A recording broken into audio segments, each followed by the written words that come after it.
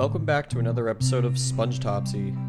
In today's installment, we are going to be taking a look at jellyfishing, followed by plankton. These acts aired just 2.5 months after the pilot was broadcasted on May 1st, 1999, the night before the Kids' Choice Awards. This brings us to mid-July 1999, and the first season is officially underway. We see pink jellyfish this time, which become the common species found throughout the show. They appear to have 6 stingers in this scene, which is reduced to a less deadly 4 stingers by episode 7, Jellyfish Jam. I want to know whose house this is. How do they get to their house if there's no road or driveway? Do they just park at Squidward's place? And SpongeBob's house loses its window again. The animators may have done this because where this window usually lies, a certain evil microorganism manipulates SpongeBob to break through the side of his house in this exact spot in the next episode. So far, this controversial first floor window has only been seen in the Reef Blower episode and the title sequence. You'll see what I mean later. SpongeBob's house is equipped with a good deal of cutting-edge technology in this episode, including that telescope, custom body-shaped deployment chutes, and this sick fast rope setup. By this point, they are easily 50 feet underground. This scene teaches kids very accurately what would happen to your hands after sliding down a rope like that, which I think is a very valuable life lesson about friction. Considering it's underwater, I believe in reality the friction would be quite minimal. Did any of you guys have to climb that rope in elementary gym class? The backgrounds of these scenes here are all super random and generic, but still a really cool style of artwork and fit the scene well to let the viewer know that this is probably a one-off scenario and SpongeBob's house doesn't actually have these features forever. Like, see? This would look a little out of place, huh? With their hands still probably melted down to the bone, SpongeBob and Patrick bust open the jellyfishing locker and equip themselves for battle. It's pretty funny that the nets are modular in this fashion, it just makes them that much cooler. Quick note, they have 3 nets here. I wonder what the third net will be used for. The 2 jellyfishers do a full function check on the nets before exiting the pineapple, now back on ground level somehow and ready for action. After getting a little roughed up by their first jellyfish of the day, SpongeBob produces the 3rd net from somewhere and invites Squidward to come along with them. Wait! We made a net especially for you! Squidward, not being sarcastic whatsoever, says he would love to go, but he can't. I can't think of anything I'd love to do more on my day off than go jellyfishing with my 2 best friends, SpongeBob and, Patrick! right. But I can't. Bye-bye. I always thought these underwater bicycles were the coolest thing ever, and honestly they would probably work in real life. Ooh, a little foreshadowing with the jellyfish heading in Squidward's direction. This can't be good. Oh man, you know, this episode is extremely violent for it being the first one right after the pilot. Squidward then explodes after crashing his way all the way down to the bottom of the cliff, but groans in pain afterwards, letting the viewer know that he isn't actually dead. I don't think Nickelodeon would want that. With this being our first SpongeBob explosion, I'm going to take a second to give you a quick rundown on why this show has so many explosions. Between the year 1946 and 1958, the United States government conducted 23 nuclear weapons tests at the start of the Cold War, detonating a total of 67 weapons. The testing site was located deep in the Pacific Ocean on an island called Bikini Atoll, which is part of the Marshall Islands group. It is located between Hawaii and Guam and was the home of native Bikini Islanders, who were excellent mariners and survivalists, living off the land and sea of these islands for thousands of years. The US government, being what it is, forcefully relocated the inhabitants off the island during the nuclear program. Unfortunately, after the tests ended, the islanders could no longer live there, as just after a few years in the 70s upon returning, the US once again forced the remaining few islanders from their home again, due to very high cesium levels in the water. Today, it is uninhabited other than occasional caretakers. The world we live in. Now SpongeBob's back in his house, and we see his super cool red inflatable chair for the first time. Did you ever pretend to use phones back in the day with friends? Season 1 actually still preceded the Nokia 3310 by 1 year. That's how old this show really is.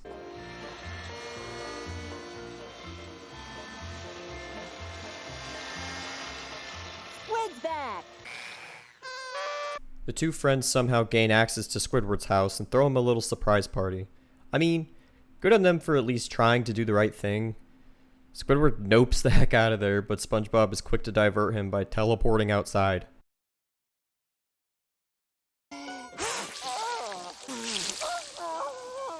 Remember when I said this episode is super violent? I paid close attention to the alphabet soup letters blown onto Squid's face, and yup, all those check out for continuity. Nice. We still don't know much about his personal life yet, but we find he plays the clarinet. Music isn't best either. But what is best is what we save for last. The one surefire thing to make your best day ever the best day ever. What could the boys possibly have planned for Squid's best day ever? Jellyfishing. I did notice a couple of grape jellyfish from Tea at the Tree Dome are actually briefly seen here, but this is for real the last time. The only other blue jellyfish in this series have spots. I know you all remember this scene clearly. I believe this is the first popular meme to come from the show. I think this would actually be considered gore nowadays instead of comedic violence. And this episode was rated TVY7. Damn! Patrick and SpongeBob attempt to show Squidward how it's done.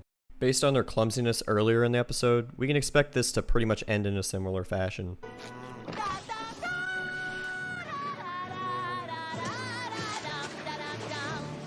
Normalize holding hands with your boys.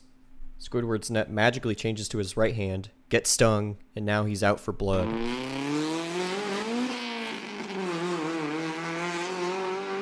This is the equivalent of getting a pebble jammed under your skateboard wheel. I'm not sure what he thought this giant pink rock was, but it's clearly not a rock, buddy.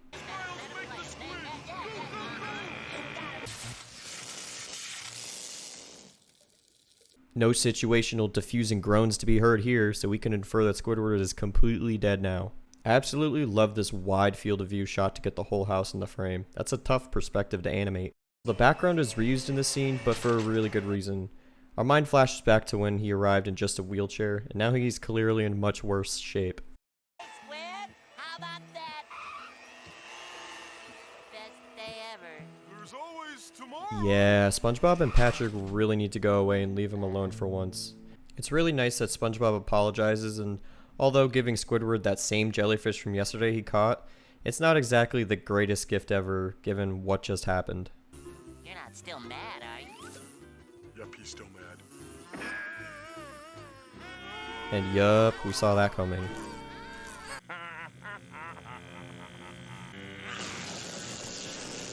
Oh man, okay, Squidward definitely didn't deserve this. Ow. If there's anything to be learned from this episode, it would be that sometimes forcing someone to do something they don't want to do isn't the greatest idea. It was nice of SpongeBob and Patrick to try and include Squidward, and later cheer him up after his explosion. But since they were really only thinking of themselves and could only come up with more jellyfishing activities instead of doing something different and less dangerous, Squidward's the type of guy that likes to be left alone to his peace and quiet, much to the inconvenience of SpongeBob and Patrick. That's exactly how I felt a lot of times with my previous roommates. They couldn't leave me alone, ever.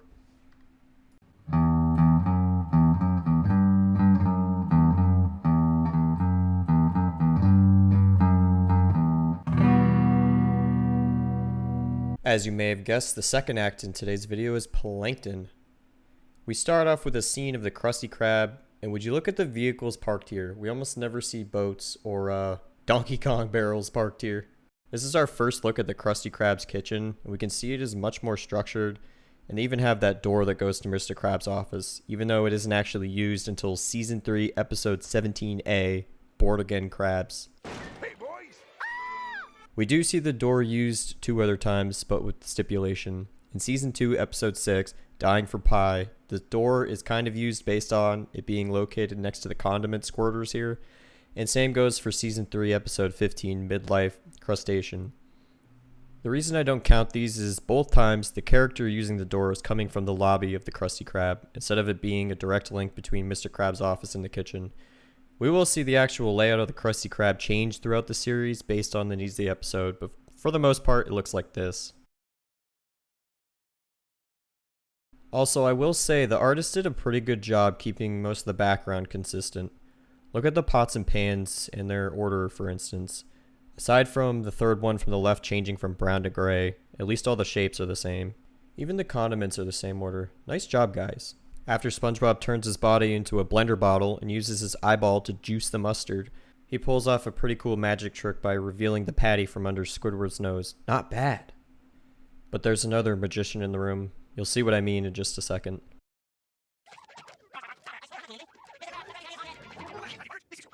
This is Plankton stealing me booty. Hear me, Krabs. We meet Plankton right off the bat, which is cool, giving him mostly a full episode for us to get to know him better. What I mentioned earlier about another magician is, think about it, how did Plankton hijack this patty while SpongeBob had all the ingredients in his body? Was this second patty a decoy, and Plankton was already on it? Or perhaps Squidward was hiding him under his nose? Was it an inside job? Getting back on track, Plankton explains to us once he discovers the secret Krabby Patty formula, he's going to run Krabs out of business. I went to college. Mr. Krabs sends Plankton back where he came from on a plate that must have cost around a cool 35 cents, which is a pretty big deal to Mr. Krabs usually. Everything looks to be in order, except where is it? Where is it? What? My dime! We can see the chum bucket is located across the street, which is great because it tells the viewer that he will definitely be back in more than just this episode. And his small size makes it easy to do funny things you couldn't usually do with a villain. Like imagine if Bubble Bass lived across the street. Although we haven't met him yet, he would be much harder to get rid of on a day-to-day basis. After Mr. Krabs explains the deal with Plankton, SpongeBob leaves the Krusty Krab for the evening. Fun fact, the Krusty Krab closes at 6 p.m. vis-a-vis the Krusty Krab training video much later in the series. Because the store closes at 6. So it's not super late, but late enough to be dark and creepy.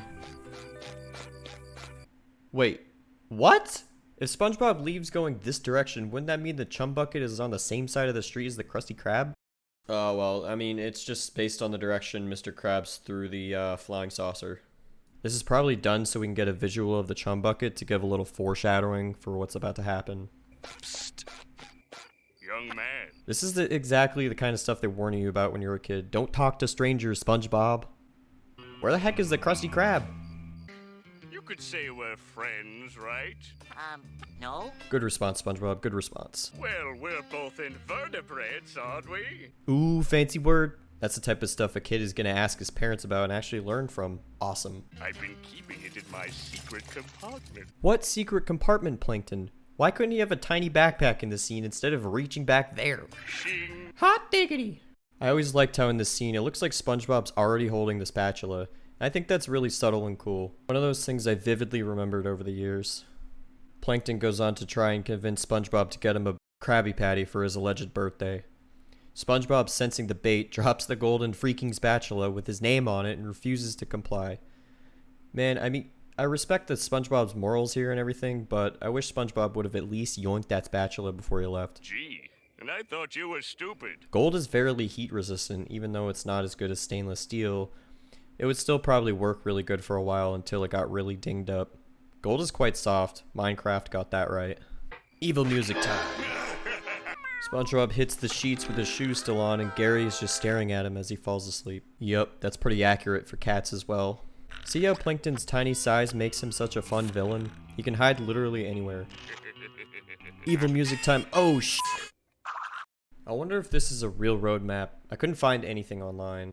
Packing tape loosely placed on a wet brain inside a damp sponge, underwater. There is no way that's gonna do anything. More compartments. Woo! Ew, what did they use to record that soundbite? Did they throw like a juicy peeled orange into a paint can or something? I have you now. Yo, this mind controller would have made that game quap a lot easier.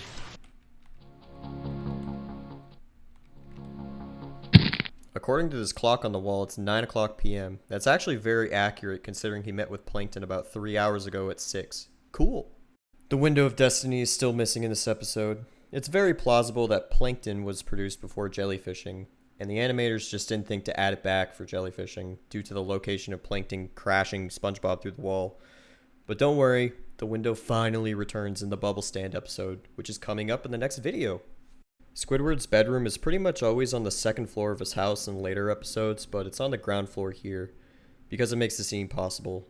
Maybe I'm being too critical about the exact locations of things so far, but I mean, come on. It's fun to critique in a fictional universe.